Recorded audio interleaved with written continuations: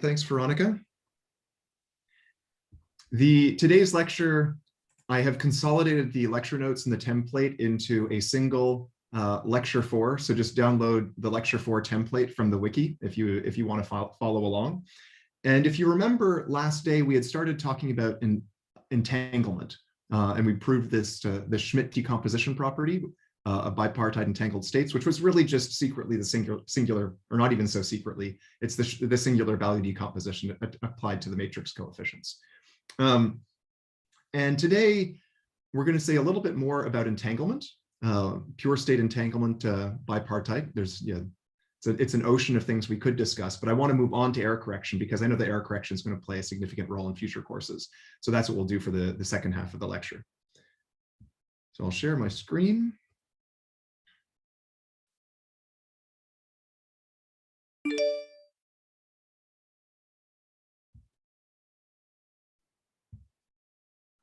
And I'd like to spend a few minutes just talking about what is so special about entanglement. Why do we care about entanglement? What's different about entanglement versus classical correlation?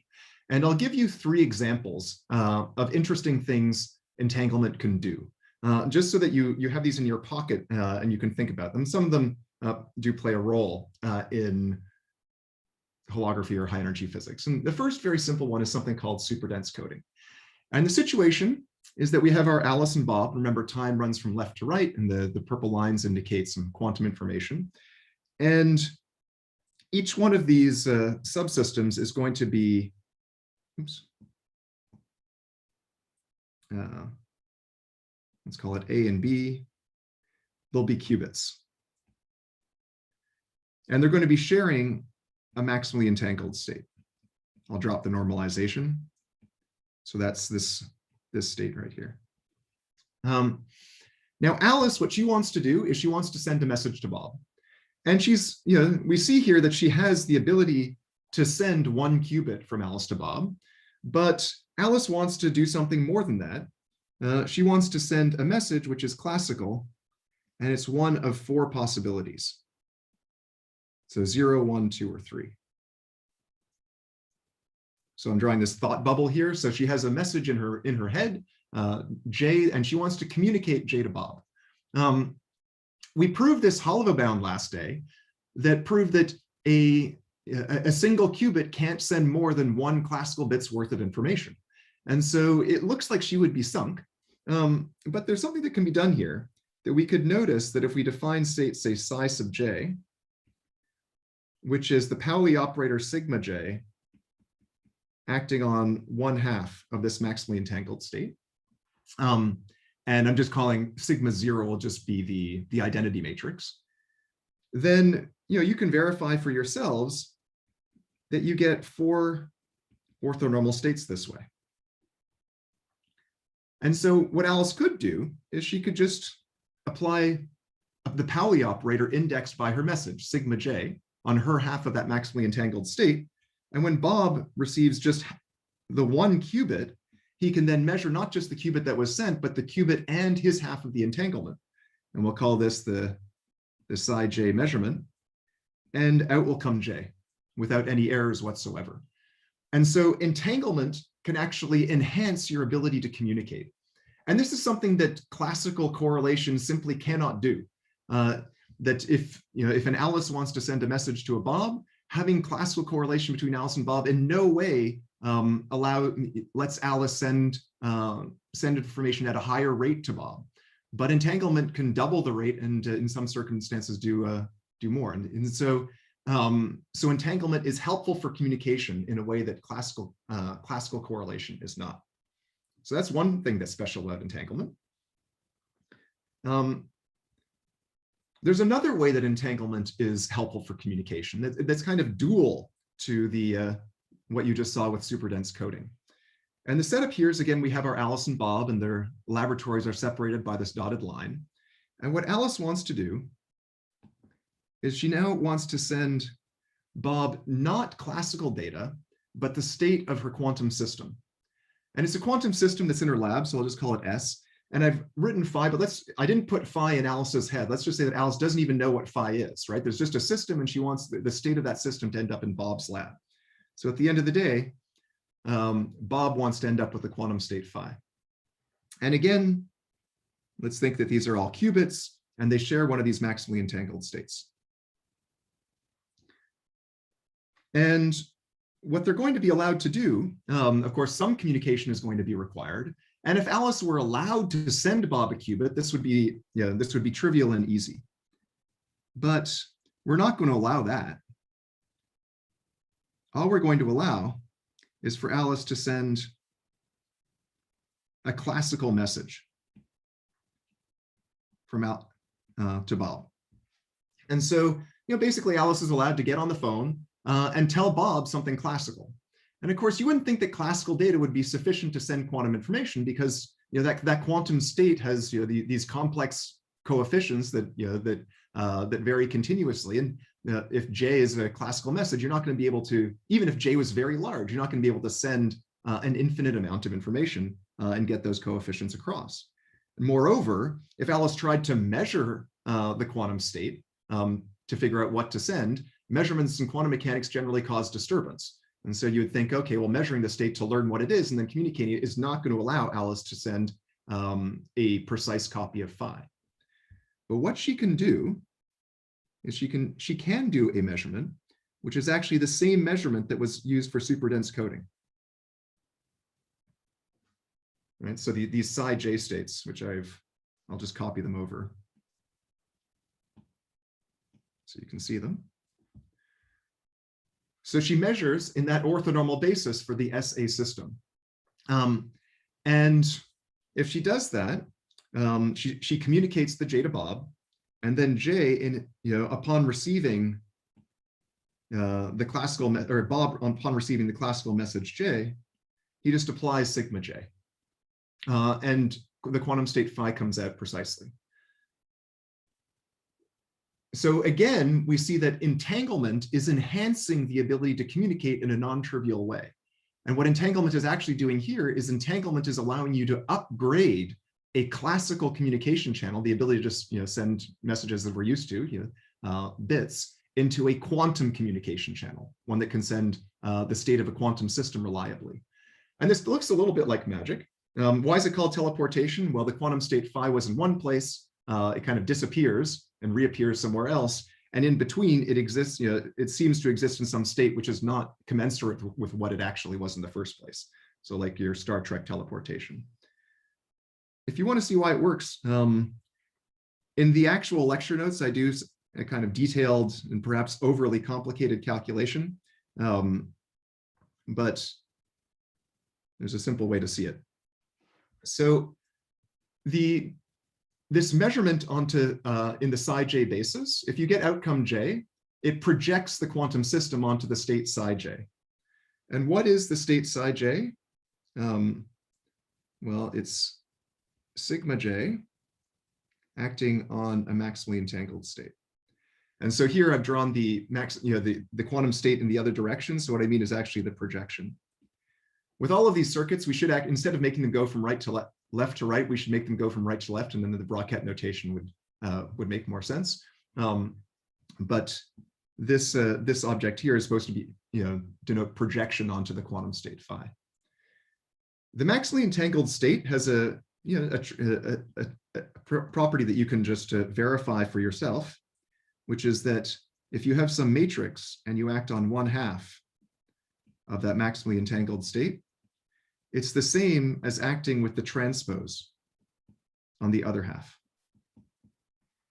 Okay, so you can just do that calculation. It's a simple thing, but we can use that identity to move the sigma j. Actually, I want a little bit more down below. One sec.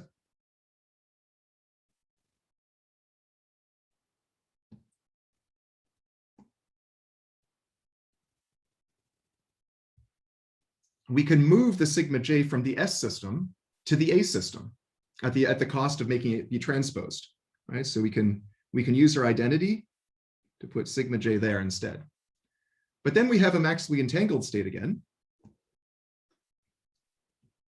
And so we can use our identity to shift sigma j transpose to this side.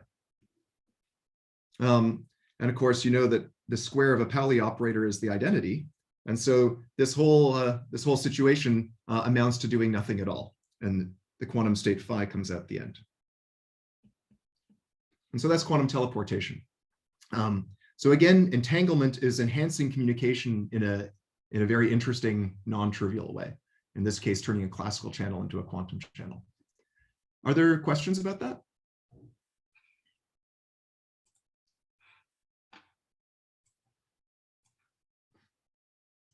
I have a question. Sure, yeah, go ahead.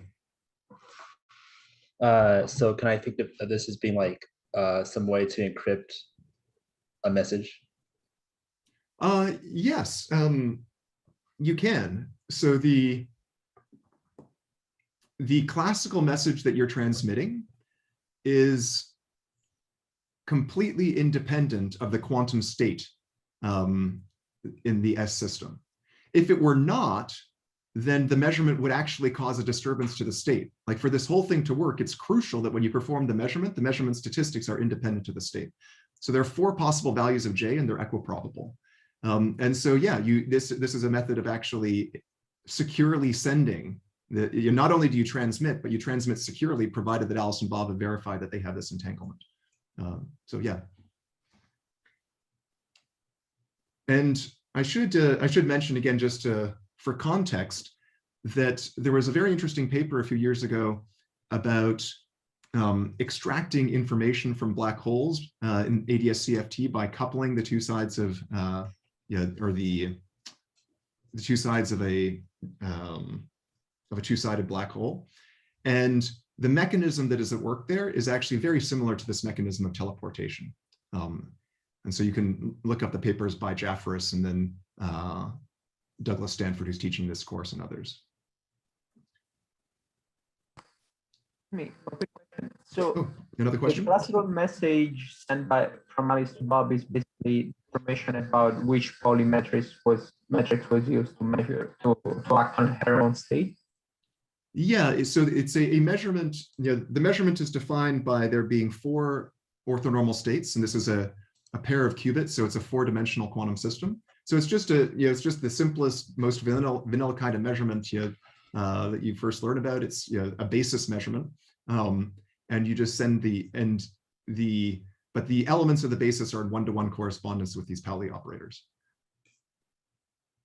In fact, the elements of the basis are made by acting on a single state by the Pauli operators. Does that answer the question? Yes, thanks. Okay. So not the last, but one last interesting thing that I'll tell you about that you can do with entanglement is that it can help you win in certain kinds of games. And I'm going to introduce the concept of what we call in quantum information a non-local game. And the situation is that there's a referee, and there's an Alice and Bob, and Alice and Bob are separated from each other. So that's what the dotted lines depict. And the referee is going to give an input X to Alice and an input Y to Bob. And then Alice is supposed to do something depending on her input. And then she's supposed to provide an output A. And Bob is supposed to do something depending on his output Y, or input Y, and provide an output B. Now, this is called a non-local game.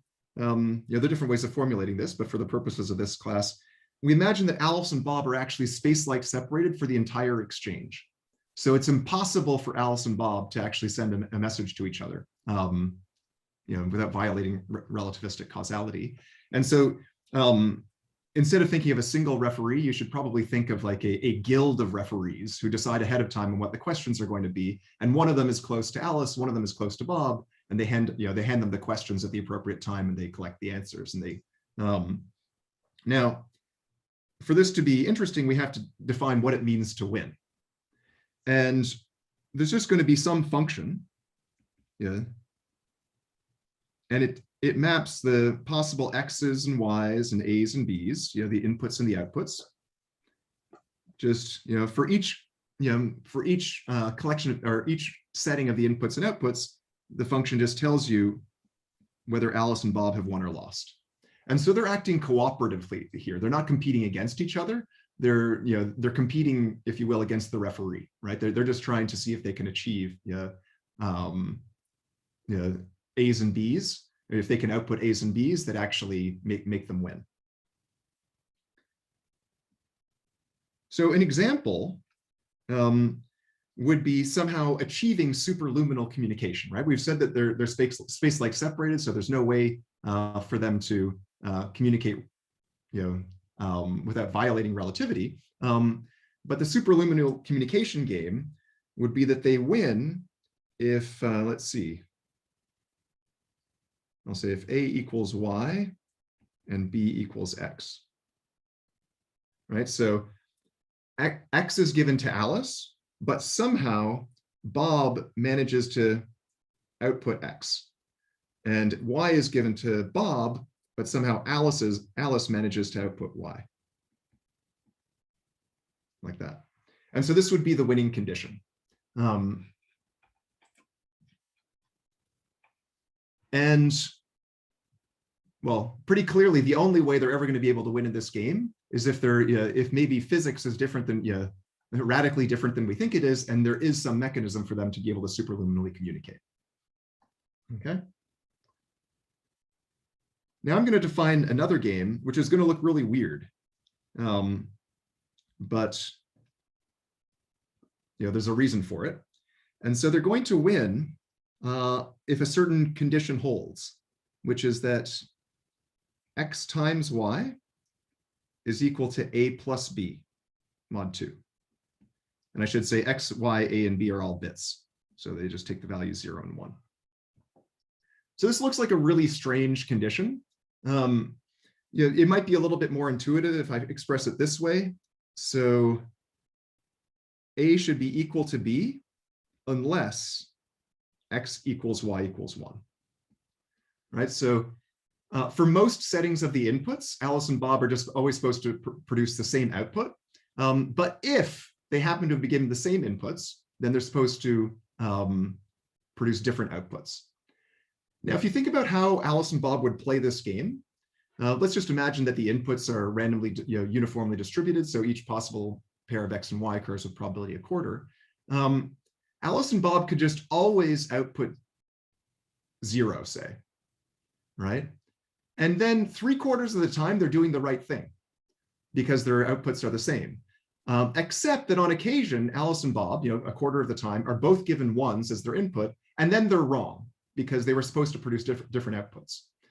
And pretty clearly, with a little bit of reasoning, a little bit of thinking, you see that the only way it seems for them to win at this game 100% of the time is again to have some kind of superluminal communication, right? Because on some occasion, Alice is going to have to do something depending on Bob's input if they're going to always win this game, right? Because they have to do something different in the situation where they both have the same value as their inputs.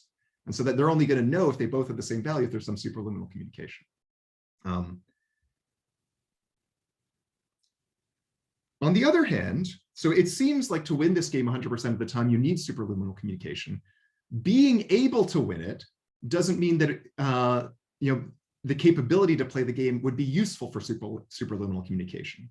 So you could imagine that someone had manufactured some mysterious black box that Alice would hold one, two black boxes. Alice would hold one side, Bob would hold the other side, and they'd put their inputs in and they'd get their outputs out, and they'd always win this game 100% of the time. And you might think that would give you a way to superluminally signal that they could somehow figure that out, but it doesn't. I'll just show you why. That if the A bit is always uniformly distributed, just probability 1/2 0, probability 1/2 1, the B bit could be A plus X times Y. And then they satisfy the winning condition, but Alice's bit is uniformly random, Bob's bit is uniformly random. And so they're never able to actually send messages from one to the other. They just have some, they're capable of, they have some interesting kind of correlation. So this is what we call the CHSH game. And those initials may be familiar to anybody. Anyone want to make a guess of what CHSH stands for?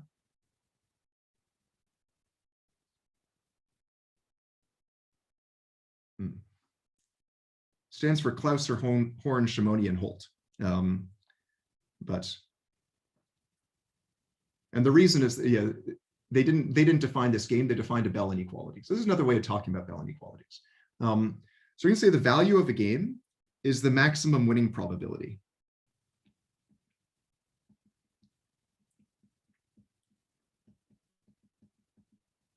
And we'll call it omega. We'll call it the value omega. So you optimize over all possible strategies for playing the game, and the maximum winning probability is going to be omega. And I'll put an omega C for classical. So for CHSH, we just more or less found that it's 3/4, right? That you can't do better than that. Now, or you can't do, you couldn't do better than that in a classical world, but the world is not classical, it's quantum mechanical. And we said that Alice and Bob are space-like separated, but that doesn't prevent them from potentially sharing entanglement ahead of time. And given the input X, Alice would perform some measurement on her half of the entanglement that depends on X, and then would get an outcome and will report the outcome labeled by A. And likewise for Bob with Y and B. And that defines the quantum value of a game. And I guess I just wrote this up above. So the classical value of CHSH is 3/4. But the quantum value is strictly larger if they're allowed this entanglement. It's about 0.85.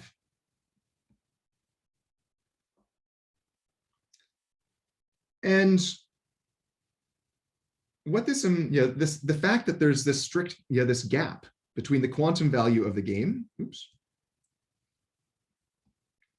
and the classical value of the game, this translates into the fact that no what we call locally realistic theory can reproduce the predictions of quantum mechanics. What does locally realistic mean? Well, it means that the kind of reasoning that I gave here for why we couldn't win with probability more than 3/4 in the CHSH game actually applies to the underlying theory of physics. And so when people talk about local hidden variables, they're basically just saying that, well, they're saying that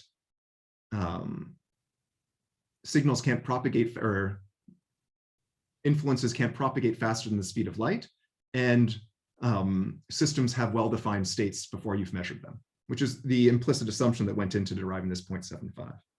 Quantum mechanics doesn't simultaneously satisfy both those properties, and so it turns out that you can have a quantum value which is strictly larger. Now, this is not super important, but just in the interest of putting you in touch with some recent developments, which were actually quite interesting and exciting, we could refine this story a little bit further. So instead of just the quantum value, I'll define something omega Q tensor product. So that is that's going to be the maximum winning probability if you assume that subsystems are modeled by tensor products in quantum mechanics. Okay, which is what we typically do if you take a course on quantum mechanics. Subsystems are modeled by tensor products. But if you take a quantum field theory course, it's more common to have subsystems being modeled by the commutativity of the operators on those different subsystems, right? And so subsystems are modeled by having commuting subalgebras.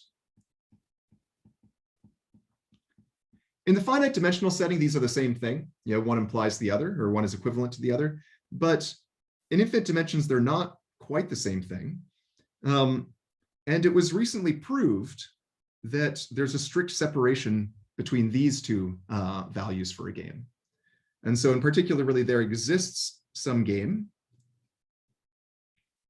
G, such that this commuting subsystems value is strictly larger than the tensor product value. And where does it come from? I'm not even going to bother getting into the details, but it comes from quantum complexity theory. So a recent, very impressive result in quantum complexity theory, which was basically showing that something called an entangled multi-prover interactive proof system could resolve the halting problem. So here's the oops, that's not what I wanted to do. So there's the reference if you want to look at it. So it turns out these statements are pretty much all equivalent. It also implies something, and the reason I wanted to share it with you is because there's a little bit of an irony here, that if you've ever met quantum information theorists, including me, they have this tendency to always work with matrices, right? And in finite dimensions. And that's partly historical, that when you're talking about building a quantum computer, you're only going to be, you can only stabilize the finite dimensional systems. And so there are reasons to restrict yourself to that case. But there is a sense that quantum information theorists are less comfortable with the continuum, say, than most other physicists. But there was this conjecture in operator algebras that had been around since the 1970s, widely believed, and it was a statement about von Neumann algebras, that were well behaved, so that had we don't need to worry about the definitions, but that had a normal, faithful, and tracial state, that they could have generating sets that were approximable by matrices. So this is the kind of statement that a quantum information theorist would like. It's the kind of thing that many physicists secretly kind of believe, that the world, can be well approximated by finite dimensional things, but it's convenient to use the continuum. But it turns out that some quantum information theorists, by virtue of proving this complexity theory result, disprove the Kahn embedding conjecture. So there are von Neumann algebras, that are well behaved in this sense, that cannot be approximated by matrices in any in any kind of useful sense. And so that had been open since the 1970s. It was one of the central open questions in operator algebras, and it was ultimately resolved last year using quantum complexity theory, in a result that basically can also be translated into a statement about how strong Bell inequalities can be. Are there questions about that? Again, I just wanted to give you some background, so I don't expect you to understand exactly what I was saying there. Yeah, I have a question. Yeah, go ahead. Is that believed to be represented in the real world? Probably not representative of quantum field theory, because I think that axiomatic quantum field theory often has something called the split axiom included. And I think that the split axiom, at least if you were talking about subsystems that were spatially separated and not touching, would actually exclude these counterexamples. But whether it might be true in in string theory or in these other, I don't know. Yeah. Okay. Yeah. Thanks. Is it? Do you know that this does show up if you don't assume the split property? Because in a certain sense, I know that the axiomatic quantum field theory community sometimes assumes that axiom, but there are examples of things you might reasonably call quantum field theory that violate the split property. So we don't know that it necessarily shows up, because right now there's just they construct this very specific family of games, or rather they construct this proof these proof systems that can be translated into games, and I think that the algebras associated with them are not like they're abstract mathematical objects right now. And so no one has made the effort or thinking about really how you would translate it into a physically realizable situation. Like the number of, this X and Y, the inputs are not bits in these examples. I forget, they're like billions or trillion, like they're huge input sets in order to get this to work. But it would be, it is at this point now a very relevant, interesting question to ask. Could you realize this in some in some plausible looking physical system? Yeah, in particular, do you think this means we're supposed to change our intuition that continuum quantum systems are well modeled by limits of discrete quantum systems in general? Well, I don't think we should necessarily change our intuition, because in many cases it's in many cases it's true, and you can actually do it. Like you can actually do lattice quantum field theory or things and get good results. And so all it should tell you is that whereas you or a mathematician might have believed this would always work in situations of interest, you should now be you should have an asterisk on that belief, And future work will determine how large and worrisome that asterisk should be. Yeah. Sure. Thanks. Okay. All right. So now I'd like to move on to error correction. There's a lot more to say about entanglement. And if there's time, in particular, I haven't spoken about mixed state entanglement, multipartite entanglement, but I think it's more important right now to move on to error correction. And if there's time, there won't be, but at the end of tomorrow's lecture, we can talk more about mixed state entanglement, or you can ask me questions. I'm happy to answer. So again, the real motivation for thinking about quantum error correction, or there are different motivations, but it's really played a very useful role, or an important role in understanding holography. And the reason it's played an important role is one, understanding how to map bulk observables to boundary observables. This ends up being a question of error correction. Understanding how locality arises in the bulk. This is also related to error correction. Understanding why entropy can be related to area. Why entropy, which is not an observable, can seem to be well approximated by something that is an observable area. All of these questions in holography were ultimately understood properly by thinking of quantum error correction. So this is a tool that you want to have in your tool belt. Today's discussion of error correction is just going to be basically trying to understand why error correction is possible. And we'll develop more formalism next day. So what is error correction? How is it even possible? And then next day, we're going to be talking about things called stabilizer codes, which give us lots of nice examples. Something called the toric code, the GKP oscillator code. And we're going to talk about why quantum error correction appears naturally in many cases in many body physics. Okay, so the warm-up. Let's just think about classical error correction. So suppose that I had a situation where I was going to send a message, but there was a possibility that a single bit was going to get flipped. So can anyone give a suggestion for how my message is going to be a single bit, and maybe I'm allowed to transmit many times? What could I do to be robust against a single bit flip? Well, you can add one bit with like the sum of them. You're ahead of me, but yes. So you could do that. Trying to. Yeah. So you could do a parity. I want to be more simple-minded for the moment, but your suggestion is actually the better one than mine. I just you could just repeat, right? So if I wanted to send 0, I could send 0, 0, 0.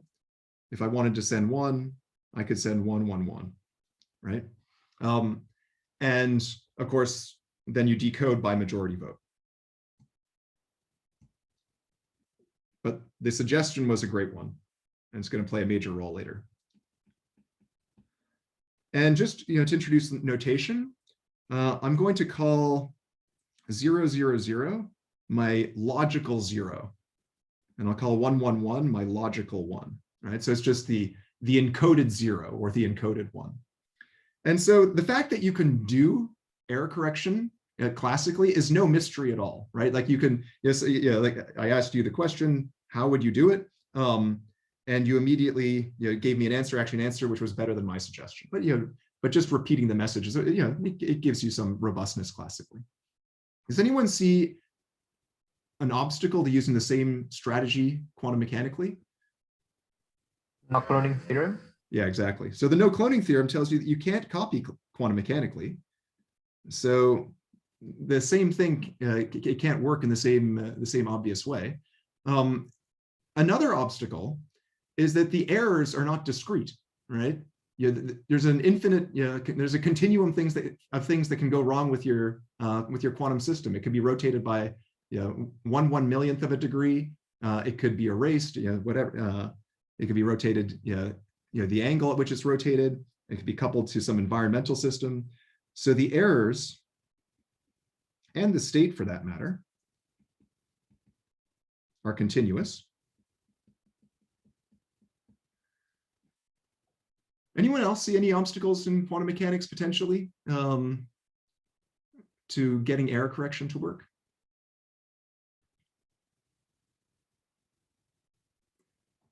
Again, I mean, at the outset, something that you might worry about. Oh, sorry, was someone saying something?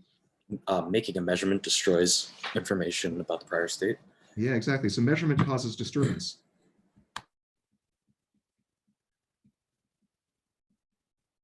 Right? You couldn't do a majority vote because that would require that you actually learn what the state is. And so on the face of it, quantum mechanics and error correction don't really seem to be well matched to each other because these three basic properties of quantum systems seem to be working against you when it comes to making error correcting codes. Now, this section of the course is all about quantum error correction, so you shouldn't worry. There are ways around all of these obstacles. And we'll get to that in a little bit. But before we get to it, I want to let you work on a worksheet. And the worksheet is actually just about classical error correction in one of the simplest channels, so the classical erasure channel. And I just want you to get a feel for how it works. So I minimized the interest in quantum error correction. At the beginning, I said, yeah, or classical error correction, like, yeah, you can do it, big deal. But even classical error correction is pretty interesting. And so this is worksheet 3. You can download it from the wiki. And I'll send you out, but if anyone wants to ask a question, you can stay behind while others start on the worksheet. So I'll assign automatically. Let's see.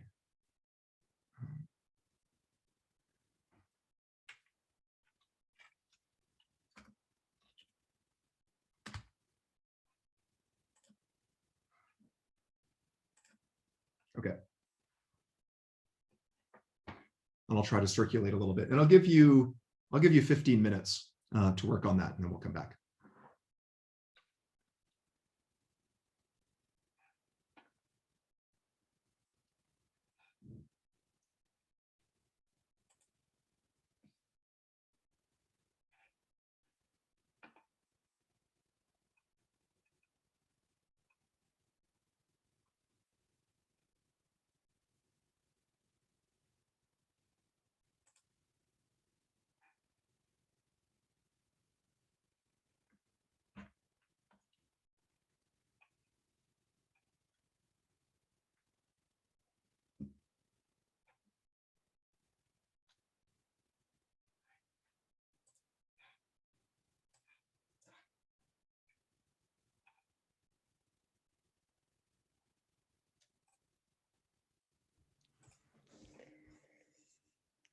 This is going great, by the way.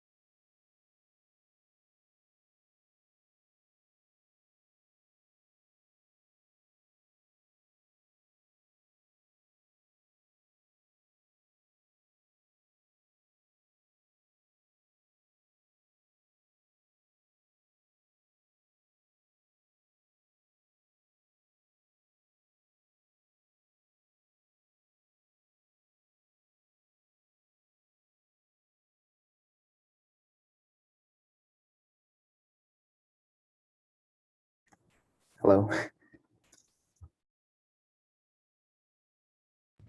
Hey, Sorry, my laptop's battery died. Could you please put me back in breakout room 8? sure. Thank you. 7 to 8. Okay, there you should be there. Thank you. And you, Sergio, did you want to go to anyone?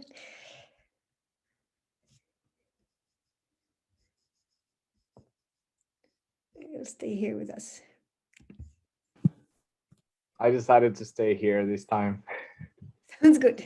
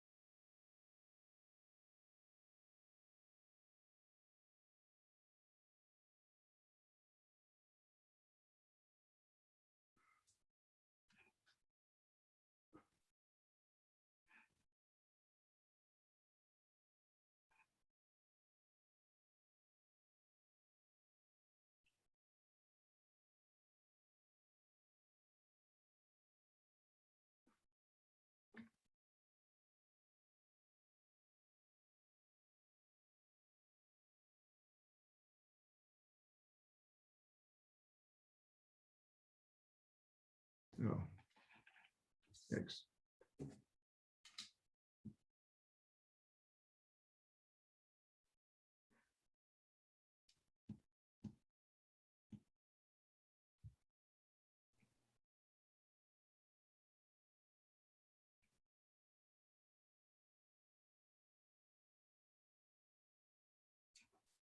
Okay, so everybody's back.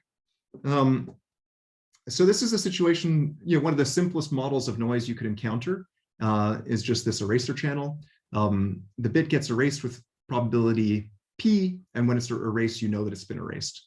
And you think of using this in a situation where you can access this channel as many times as you like. Every time you access it, the erasure happens independently of the other times. And imagine trying to use it with a repetition code, meaning you have a message you want to send and you repeat that message L times, and then you move on to you repeat the first bit L times, then the second bit L times, and the third bit L times until you've used up n uses of the channel. And the first question is, show that the error probability does not vanish in this model if L is fixed. And it doesn't, the erasure probability, even for the first message bit, doesn't vanish, right? Because with an erasure, with these repetition codes, the recipient will be able to decode the answer, provided not all of the bits have been erased, right? That if you repeat the bit 25 times, if it's erased 24 times and you get the 25th one, then you can still decode. So the probability of not being able to successfully decode the first message bit is just going to be the probability that the transmission was erased all L times, which is P to the L. That could be a small number, but it's a number which is independent of the total number of channel uses, which was this fixed number N. And so the error probability does not vanish in the limit of large N. And so the repetition code was easy to write down, but it's certainly not the end of the story in classical error correction, because it's not optimal, and it doesn't even, if you're thinking about the capacity, the optimal rate of data transmission in the under the constraint that in the limit of large messages, the probability of error has to go to 0, the probability of error does not go to 0. So is that is there maybe a typo in the problem statement, because it asks to say that show the probability is that it's sent without error doesn't vanish? Should that say with error doesn't vanish? No, the probability. Oh yeah, so no, there is a typo, and I apologize for that. It's not this. It's probably I should just have removed x1 through xn. So the fixed message that you're trying to transmit and that you encoded into the repetition code, the probability that is sent, does not go to 1. I apologize. I put this together late last night. That it is sent, that it does not go to 1. So I hope that didn't disorient people too much. So the probability, I should just say that the probability is sent, the probability of error does not vanish. Okay, so now I say if you have n uses of the channel, what is the expected number of unerased bits, right? So, well, the probability of erasing a bit is P in a single use. The expected number of erased bits is n times P. The expected number of unerased bits is n times 1 minus P. Okay. And then the question is, if the sender somehow knew in advance which bits would be erased, what rate of transmission could she achieve? Well, she would just not use the slots where she knew that the transmission was going to be erased, and she'd have roughly n times 1 minus P slots left where the transmission was not going to be damaged, and she just send in those slots, and the receiver would just ignore the slots where he saw an erasure, and the receiver would receive the message. And so the number of transmitted bits would be about n times 1 minus P. The rate would be 1 minus P. Right? Now, of course, that's not what really happens, right? Like the sender doesn't know in advance where the erasures are going to occur. But the famous theorem of information theory by Claude Shannon, he showed that the capacity, the optimal rate under the constraint of vanishing error for large messages, is bounded below by the mutual information between the input X and the output Y for any distribution on X, right? So if you fix the distribution on X, then you get a joint distribution on inputs X and Y by just using the transition probabilities for the channel. And the mutual information is just that, it's a special case of quantum mutual information. If you have a random variable X, then its entropy is just minus the sum of P of X times log P of X. And we'll evaluate the log space too, because we're interested in measuring information in bits. And so the question is just to show, to ask if the input is uniformly distributed, what is this mutual information? And it's a calculation, which I don't know if it's really worth going through. You just substitute things in, and you get these three entropies. And the mutual information, remember, is the first entropy of X plus entropy of Y minus entropy of XY. So you look at that, and what comes out? Well, the entropy of X is 1. And these pieces and the entropy of Y and entropy of XY cancel. And so what you're left with is minus P log P plus P log P over 2, right? And because the logarithm has taken base 2, this is 1 minus P. And so this is actually, this point is often not driven home when people take information theory. Shannon's result is amazing, right? What Shannon's result tells you is that there are codes out there that are as good as knowing in advance which bits are going to be erased, right? So you don't need to know in advance which bits are going to be erased. You're going to be, if you use the right kinds of codes, you're going to be able to transmit as if you knew in advance. And they involve parity checks of the type that somebody proposed. And so error correction, and I just wanted to give you, I just wanted to get you excited about it, right? That there's it's more powerful than you might have thought it is. Okay. As always, I go more slowly than I intended. But let's just start on the simplest simplest little quantum error correcting code. And it's not going to achieve a lot. It's just going to be a quantum version of that repetition code. And what we're going to do is, if it's going to be a code on a qubit, and if the input was 0, we're going to map that to 3 zeros. And if the input was a 1, we'll map it to 3 ones. This does not violate the no cloning theorem, because I've just told you what an orthonormal basis goes to. And then linear superpositions will map to superpositions. So I'll call that my logical 0 and my logical 1. And if my input was alpha 0 plus beta 1, then my code is going to be, or my code state is going to be alpha 0, 0, 0. I'll drop the extra kets plus beta 1, 1, 1, like that, right? So this is not violating the no cloning theorem. This is a linear transformation that preserves the inner product. So that's perfectly allowed. And what we'll think of as the code is going to be a subspace of the whole Hilbert space. So it's just going to be, as I wrote, alpha logical 0 plus beta logical 1. And it's a subspace, a 2-dimensional subspace of the 8-dimensional Hilbert space. Okay. So that's going to be what we call the bit flip code. And just introducing some notation here, I'll write x sub 1 for the Pauli x operator acting on the first qubit, x sub 2 for the Pauli x acting on the second qubit, and so on.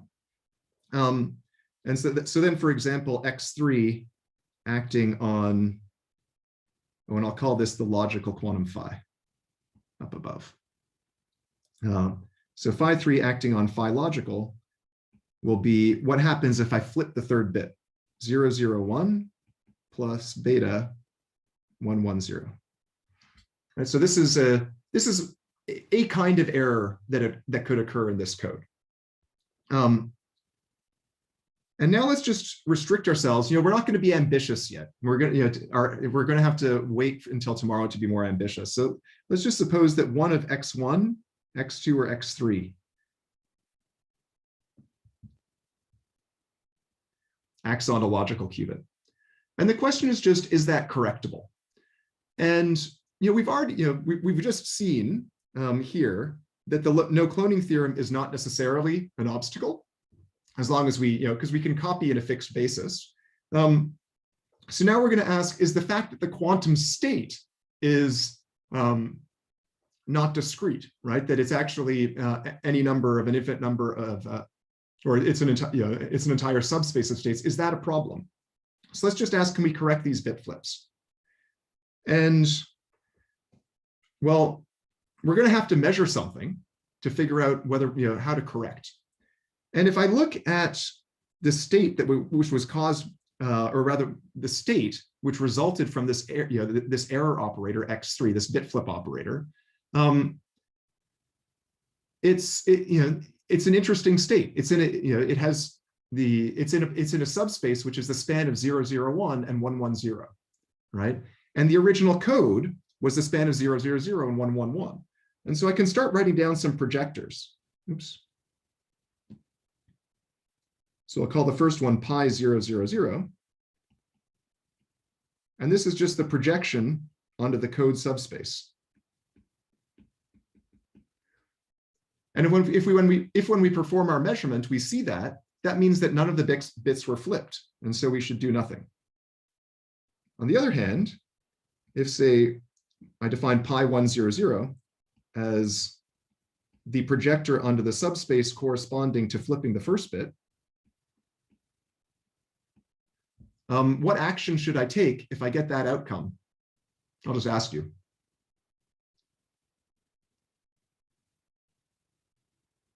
If I was in this subspace where the state was a linear combination of 1, 0, 0 and 0, 1, 1, which meant the first bit was flipped, how could I fix that error? By x1? Yeah, I'd flip it back like that. And so likewise, I'll have two other projectors. If the second bit is flipped, I correct by applying x2. If the third bit is flipped, I correct by applying x3. And so, yeah, these errors are correctable. And it wasn't a problem that the quantum state is continuous, because what I did is I measured the error. I didn't measure the state. And so because I measured the error, and I learned only about the error, I didn't learn anything about alpha and beta, I didn't disturb the state. Now, this is kind of a cumbersome way of talking about the measurement. So a nice way to talk about this is to identify where the bit flip happened by measuring parities, right? So I can measure the parity of bits 1 and 2, right? Whether they're the same or different. And I can measure the parity of bits 2 and 3. And as observables— Just a question. Sure, go ahead. This may be very naive and I may be being silly, but in order to know what to apply, don't we need to disturb the state by applying one of these projectors? You might disturb the state. Like it might have been a superposition of multiple single qubit errors. But I'm saying it at the moment to start.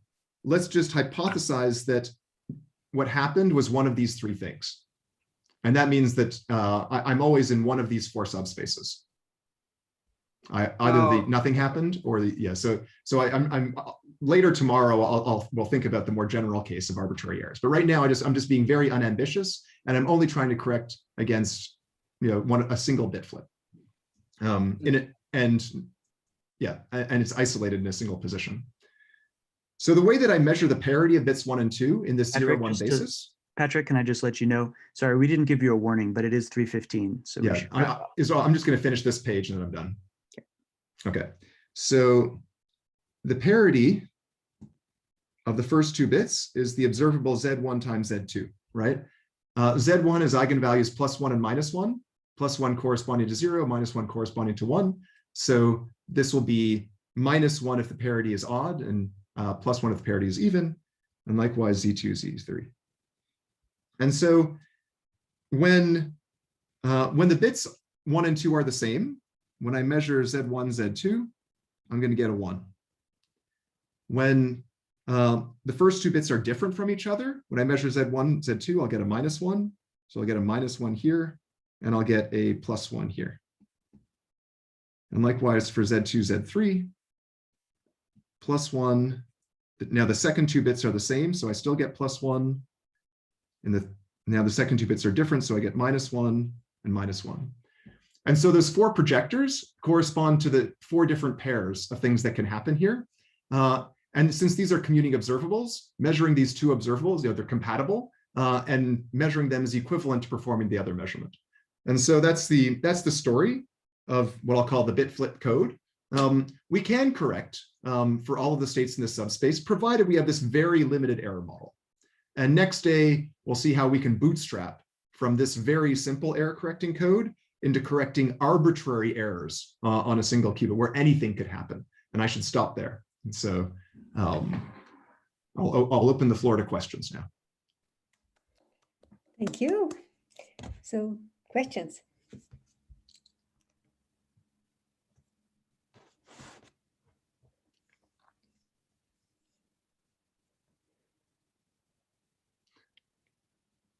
I should admit that this is probably not that impressive. Right, this is just the translation of the repetition code into compatible quantum language. But it turns out that it's not that far from this observation to something much more interesting.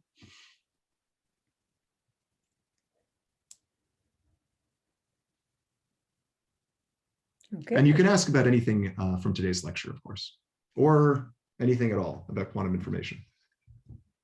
Go ahead, Marcos. Okay, it's the question about, I don't know if Marcos doesn't have a... What was the definition of n in the exercise after? So the definition of n was just the number of times the channel was used. Yeah. Any other questions? Can I ask a question? Yeah, go ahead. Could you explain one more time why what you've written underneath the bit flip code isn't violating this no clone theorem? Oh, sure. Yeah. So how do you define a unitary transfer? Well, this is not actually a unitary transformation. This is going to be an yeah, so actually it's worth spending a little bit of time on this, right? So when we spoke about quantum channels are the things that you're allowed to do, as we saw earlier. And what is the condition in a quantum channel? N of rho has to be sum over nj, or sum over j nj acting on rho by conjugation, right? And we also had the condition that sum over j nj dagger nj was the identity. So the special case of this, in which there's no, there's a special case where there's no sum over j. Okay. Right? Yeah. Yep. So I'll just eliminate the j's. And n is just a unitary. My pen is not very precise there. Okay, I'll fix that.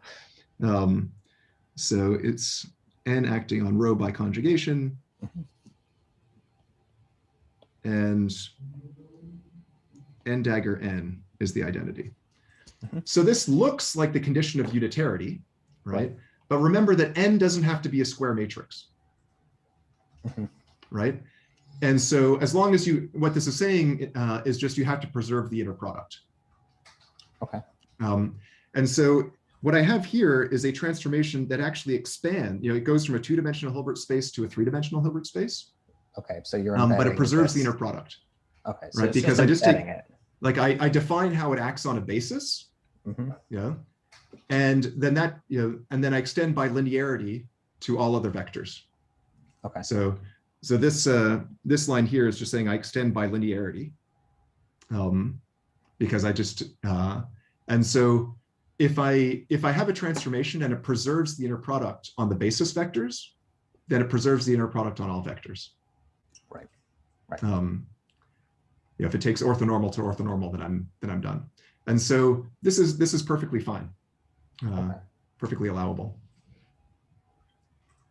And I could even explicitly write down the matrices for you without, or well, I sort of did, but I could even write it as a unitary transformation with, another way of thinking about it is that I start off with 3 qubits, and 2 of them are in some fixed state. So like the first one is my input qubit, and then the other 2 are just say in the 0 state. And then I could write down a unitary transformation, which implements what I want to. That's what I was going to ask, is if you could just think of it immediately as having 3 qubits, and you just prepare a state as the first qubit, and then you prepare this transformation that's going to kind of duplicate. Let me do that. So if I want to have this transformation here, 0 goes to 0, 0, 0, 1 goes to 1, 1, 1, right? And I'll have 3 qubits, and I'll start these ones out in the 0 state. And then this one is going to be some alpha 0 plus beta 1. So that's the one that I'm interested in. Okay. So I'll just define a symbol here.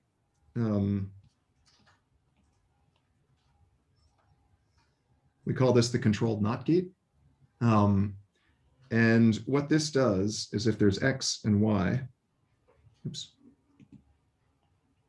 as your inputs, then you get Y plus X, not 2.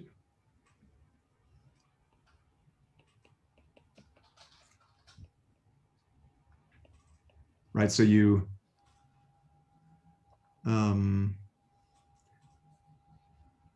so what this amounts to is if the first qubit is in the 0 state, you do nothing.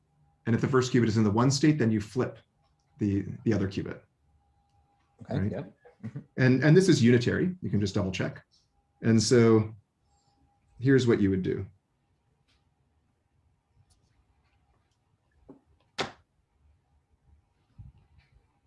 And it's pretty, it's pretty clear that this will do the job, because if the first qubit was in the 0 state, nothing happens ever. And you started off in 0 and you get 0, 0, 0 as your output. Yep. If the first qubit was in the 1 state, then you first flip the second qubit and then you flip the third qubit. So you end up with 1, 1, 1. Okay. And so, yeah, that if you wanted to implement it, using these 2 qubit gates, like on a quantum computer type situation, this is what you do. This is great. Thank you. Yeah, that helped a lot. Okay. Yeah, no problem. Can I ask another question? Probably. Sure. Sorry. Probably I missed probably I missed something simple, which is why, when you measure Z1, Z2, or Z2, Z3, as you did at the end, you do not perturb the state? Isn't it true that you're gonna collapse the state either on the 001 or 110, say, in the example you used? Okay, yeah, good question. So when I say measure Z1, Z2, I don't mean measure Z1 and then measure Z2. I mean measure the observable Z1, Z2. And so the eigenvalues of Z1, Z2 are +1 and -1, and each one of those is 4-fold degenerate. Right? And so when I measure Z1, Z2, I split the Hilbert space in half. It was 8-dimensional, but I split it into a 4-dimensional subspace. And likewise for Z2, Z3. So if I first measure Z1, Z2, and then I measure Z2, Z3, the measurement of Z1, Z2 projected me down to a 4-dimensional subspace. The measurement of Z2, Z3 is going to split that 4-dimensional subspace in half, right? But I'll still be 2-fold degenerate. And that degeneracy is why I don't damage the superposition. Yeah. That's clear. Thank you. Hi. One question regarding the CHSH game. Sure. You said that you don't have, you can win 100% of the time without having useful superluminality by making B a function of A, but A a random variable. Yeah. Wouldn't that still require like superluminality that breaks? Yeah. Well, yeah. So that the variance, because B is still a function of A. Would it have to break Lorentz invariance?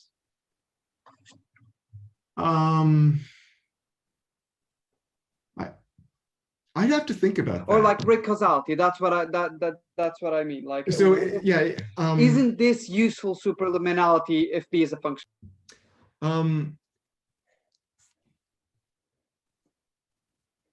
No. So the point is,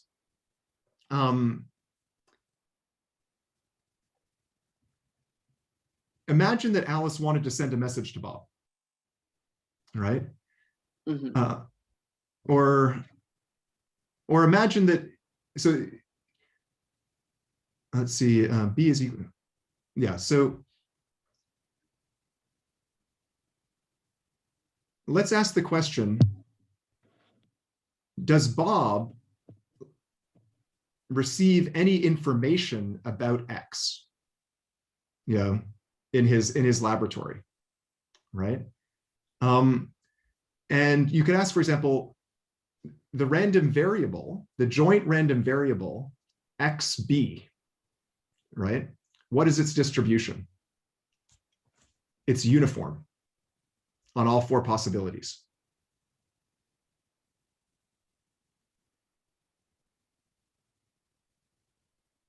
Because you have to, when you average over A, which is unknown, you just end up with a uniform distribution for B. And so in Bob's lab, as far as he's concerned, he just has a uniform distribution, and he can't learn anything about X using anything that he has in his laboratory. But also, but the main state, at least how I understand the problem with superluminality, is because you can't order the events. So you don't know which one happened first. Okay. That's the problem when events are space-like. Yeah. So how can I have B that's a function of A? So you can't do B until A happened, if A happened. Yeah, after. so no, so I'm not proposing a physical theory where this would happen. I have no idea, like I don't think it's possible. I agree. But what I mean, and the language is a little bit slippery. Like imagine some supernatural being, just supplied Alice and Bob with these devices that outputted A and B that were distributed as I proposed. My claim is that that would not be useful for that would not give them the ability to communicate superluminally. Okay, so it's more of a statement that the fact that they can win doesn't automatically mean that there is superluminality.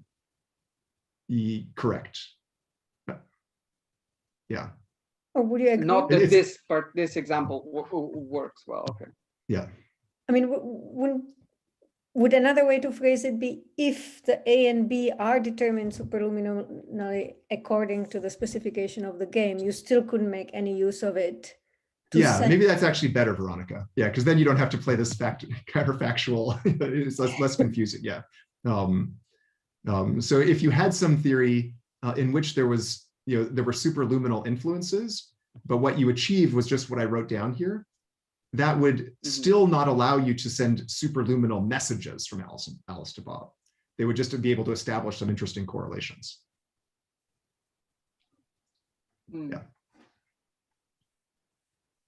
But wouldn't that still break causality? Well, quantum mechanics is a little bit of this character, right? That what you achieve in quantum mechanics looks a lot like this distribution, except that it's this with some probability, and then you have to mix in also some. Well, no, okay. I guess some uniform. You have to mix in some additional noise into this distribution. So I guess that B is a function of A, but this is all semi-invertible. So if you yeah, A is also a switch function the of B. order, Yeah. yeah, so A is also a function of B. So if you invert the order of the events, you can consider A to be a function of B. Yeah. And because you didn't have interesting superluminal communication, that's all fine. Okay. Yeah, yeah, this is just defining a distribution, but yeah, that's right. Yeah. Yeah.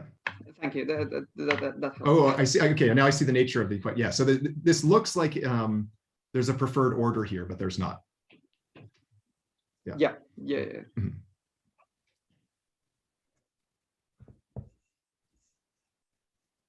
Okay, and then there was a question in the chat, which you sort of already answered. Okay, I'll read it here.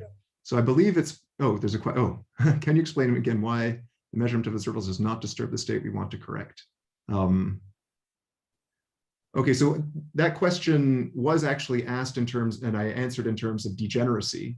But the intuition, that's kind of a mathematical answer. But the intuition is that in quantum mechanics, when you perform a measurement and you extract some information,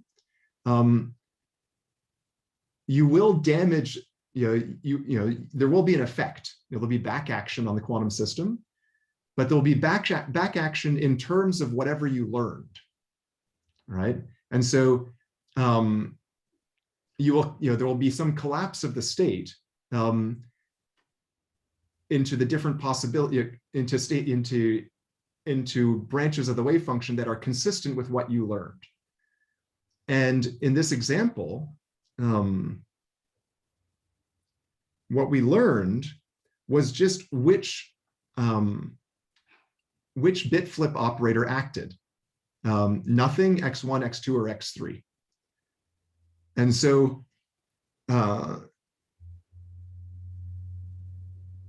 that is information about the operator that acted. And if there had been a superposition of operators, and we'll discuss this next day, then we would have collapsed that superposition of bit flip operators into a single bit flip operator. But we didn't learn anything about whether the superposition was in the 000 branch or the 111 branch of the code, right? And because we didn't learn anything about which branch of the superposition in the code subspace we were in, the measurement is not required to collapse that superposition, right? That what quantum mechanics does, the way that collapse works is that you collapse the wave function into branches that are consistent with what you learned. And the 000 branch is consistent with what we learned, and the 111 branch is consistent with what we learned. So we don't collapse that superposition. Does that answer the question? Actually, let me follow up quickly on if operationally you tried doing this, would you worry that there's some pollution? Oh yeah, there's a whole story to tell here. We're not going to have time to get into it, but when you do quantum error correction, when you analyze it for real, right, you assume that everything you do is faulty, right? So your measurements are faulty, your state preparations are faulty, your coupling to the environment, like when people try to model this, they really are as pessimistic, they try to be as pessimistic as possible. And so then it's not enough to just say we measure the observable Z1, Z2. I'd have to say, how do you measure it? And when you measure it, how are those degrees of freedom coupling potentially to it? And so all of this has been analyzed, and and so here I'm talking about an idealized measurement. But there are good ways to measure and there are bad ways to measure, right? Like I just said, like a really bad way to measure would be to measure Z1 and then measure Z2, right? Because then that just fails. But even the story is much more subtle than that. Like you have to you have to think about the sequence of couplings that would be required to perform to perform this measurement, and whether that itself could introduce some problems into the code. And so like there's a whole story of fault tolerance, which we won't talk about because it doesn't play any significant role at this point in quantum information and quantum gravity. But people do worry about these things and have thought them through very carefully. And it's an ongoing. It's interesting, actually, very interesting, in that if you were in the game of trying to help build a quantum computer, right? you can either be the person, among the people who try to improve the hardware, or the people who try to improve the software. And the software is, all of this fault tolerance stuff, which is going to have to run on top of these devices. And there's significant room to improve the fault tolerance constructions in such a way that the goalposts for the experimentalists move closer and closer to what they can actually do. And the best, some of the best procedures that people have come up with, they've come up with relatively recently, right? Like, it's not like this was all invented in 1999 and they're just trying to aim for it. Like, people have new ideas. Great, thank you. Okay, we're running out of time. I suggest that we end the official recorded part and